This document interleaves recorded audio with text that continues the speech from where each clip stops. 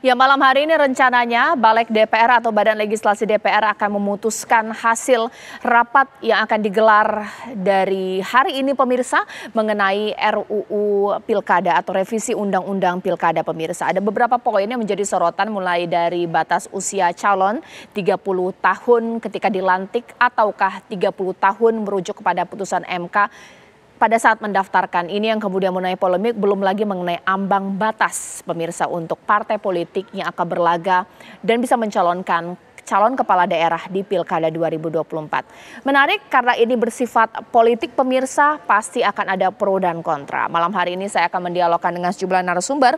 Saat ini yang sudah tersambung pemirsa, yakni adalah Bang Ahmad Basarah mewakili PDIP. Selamat malam, Assalamualaikum Bang Basarah. Selamat malam Caca. Ya, dan saat ini saya akan menunggu ini narasumber saya yang pastinya akan bersama dengan kita di studio TV One. Tapi saya sudah melihat di sini Bang Saiful Huda mewakili PKB atau perwakilan dari Kimples. Selamat malam, Assalamualaikum Bang Huda. Selamat malam. Ya. Assalamualaikum. Sambil saya menunggu pengamat tata negara kita, hukum tata negara kita, Mas Uceng, Mas Zainal Arifin Mohtar, dan juga pengamat politik kita di sini ada Bang Henry Satrio yang dalam perjalanan menuju sini. Sekarang saya ingin ke Bang Basarah terlebih dahulu, Bang. Apa komentar dari partai Bang Basarah, PDIP khususnya, bahkan juga pribadi dari Bang Basarah sendiri, melihat situasi perpolitikan putusan MK hari ini dikebut dengan adanya pembahasan RUU Pilkada di Balik? Ya Caca, selamat malam. Mas Saiful Huda, selamat malam. Pemirsa TV One, selamat malam.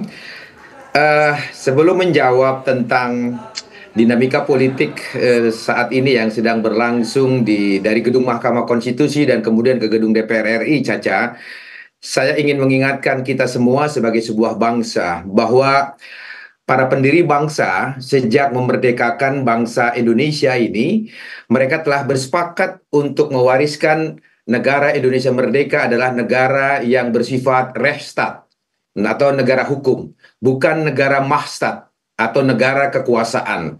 Oleh karena itu, substansi penjelasan negara yang bersifat Rechtsstaat itu pada saat perubahan Undang-Undang Dasar 1945 di tahun 99 sampai tahun 2002 yang lalu dimasukkan dalam norma. Ya, norma tersebut kemudian dituangkan dalam pasal 1 ayat 3 yang berbunyi bahwa Indonesia adalah negara hukum. Kemudian di ayat 2-nya dijelaskan bahwa kedaulatan berada di tangan rakyat dan dilaksanakan menurut ketentuan Undang-Undang Dasar. Kemudian Undang-Undang Dasar kita mengatur bahwa Mahkamah Konstitusi diberikan kewenangan menguji undang-undang terhadap Undang-Undang Dasar yang keputusannya bersifat final and binding atau final dan mengikat. Lalu norma tersebut diturunkan di dalam undang-undang yang mengatur tentang Mahkamah Konstitusi, yaitu Undang-Undang Nomor 24 Tahun 2003, di pasal 10 ayat 1, norma di pasal 24C ayat 1 itu diturunkan lagi, dan di dalam penjelasan pasal 10 ayat 1 Undang-Undang MK itu dikatakan bahwa putusan MK bersifat final dan langsung memperoleh kekuatan hukum tetap sejak diucapkan dan tidak ada upaya hukum lain yang dapat ditempuh. Jadi jelas sekali dengan ketentuan dalam norma konstitusi dan undang-undang Mahkamah Konstitusi, keputusan MK nomor 60 dan nomor 70 kemarin telah bersifat final dan mengikat dan wajib dilaksanakan oleh lembaga-lembaga negara lainnya dan juga oleh masyarakat. Bahkan MK dalam putusannya nomor 98 garis miring PUU garis miring 15 Romawi 16 Romawi garis miring 2018 mengatakan bahwa dalam satu hal, satu lembaga atau masyarakat tidak menjalankan putusan MK, hal demikian merupakan bentuk nyata dari pembangkangan terhadap konstitusi. Jelas sekali dengan demikian, Caca, bagi saya, putusan MK nomor 60 dan 70 tentang pilkada, syarat-syarat pengusungan calon di pilkada dan juga kemudian batas usia pencalonan calon kepala dan wakil kepala daerah, sesuatu hal yang mengikat yang harusnya sudah dilaksanakan oleh kita semuanya. Saya kira sementara itu dulu standing point saya, Caca, menjawab pertanyaan Caca. Sekarang saya minta Bang Huda untuk menanggapi bahwa tidak ada keputusan yang bisa merubah keputusan MK. Apa yang kemudian dilakukan oleh Balik saat ini, Bang Huda? Ya, yang pertama Saya juga baru mau dapat update ini dari teman-teman di Balik. Yang kedua, menyangkut soal situasi hari ini. Saya juga tidak mewakili Kim Plus ini, Mbak. Jadi kalau nanti ada yang mewakili Kim Plus, saya kira nanti bisa narasumber yang lain. Diundang baik teman-teman yang pihak Kimnya. Yang ketiga, terkait dengan perkembangan terakhir di dalam internal DPR RI, saya kira masih berproses, belum ada proses politik selanjutnya, baru di level panja di Balik. Karena itu kita lihat saja perkembangannya sampai besok, tentu terkait dengan sikap yang disampaikan oleh Mas Basarah. Saya kira Mbak Puan Maharani sebagai Ketua DPR RI bisa terus konsolidasi menyangkut soal perjalanan dari perdebatan yang sekarang berlangsung di badan legislasi. Nah, fakta selanjutnya secara politik konfigurasinya memang secara konfigurasi ke fraksian memang kalau di voting saya kira berpotensi untuk terus terjadinya musyawarah dari hasil panja di Balik bisa didorong di dalam proses selanjutnya. Tapi saya tidak mau berspekulasi, tapi prinsipnya dinamika ini terus kita cermati sampai nanti ada keputusan final terkait dengan sikap DPR RI maupun dari pihak Mahkamah Konstitusi. Oke, sekarang saya ke Bang Basarah kembali ya, Bang Basarah.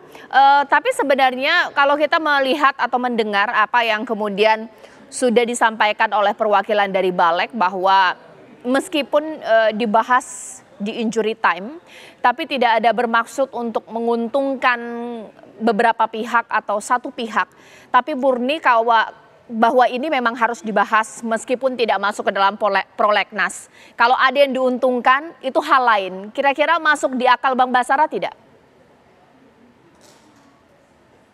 Ya, memang konstitusi juga memberikan kewenangan kepada DPR bersama pemerintah untuk membentuk peraturan perundang-undangan setingkat undang-undang. Termasuk ketika untuk merespon keputusan Mahkamah Konstitusi. Tetapi putusan yang akan diambil oleh DPR bersama pemerintah itu tidak dapat menganulir keputusan yang telah diambil oleh Mahkamah Konstitusi, karena konstitusi itu pula lah yang memberikan kewenangan putusan MK itu bersifat final and binding seketika itu juga, begitu. Nah, kalau kemudian upaya membahas revisi Undang-Undang Pilkada itu dimaksudkan untuk menganulir keputusan Mahkamah Konstitusi yang DPR yang juga adalah anggota MPR ketika ikut bersama-sama menyepakati perubahan Undang-Undang Dasar 1945 menjadi Undang-Undang Dasar Negara Republik tahun 1945, di mana kemudian hadir lembaga negara yang bernama Mahkamah Konstitusi yang telah diberikan kewenangan sebagaimana yang saya utarakan. Sesungguhnya DPR telah mengkhianati sendiri kesepakatannya ketika berada dalam kapasitas sebagai anggota MPR untuk mengesahkan keberadaan lembaga Mahkamah Konstitusi dengan sekian wewenang dan tugas yang diberikannya. Oleh karena itu saya berharap rekan-rekan kami yang ada di Balik DPR untuk dapat menghikmati kembali ya, prinsip-prinsip kita sebagai sebuah negara yang kemarin 5 hari yang lalu kita memperingati 79 tahun kemerdekaan bangsa kita. Kita bukan bangsa yang baru saja merdeka. Kita telah 79 tahun merdeka dan kita telah memiliki sistem ketatanegaraan yang telah dirumuskan oleh para pendiri bangsa dan kemudian kita melanjutkannya sebagai penyelenggara negara kita saat ini. Oleh karena itu sekali lagi saya berharap Bung Saiful Huda, teman-teman PKB dan teman-teman dari fraksi-fraksi lain di dalam membahas revisi Undang-Undang Pilkada saat ini hendaknya senantiasa kita berpegang teguh pada kesepakatan bernegara kita, yaitu negara demokrasi yang berdasar atas hukum.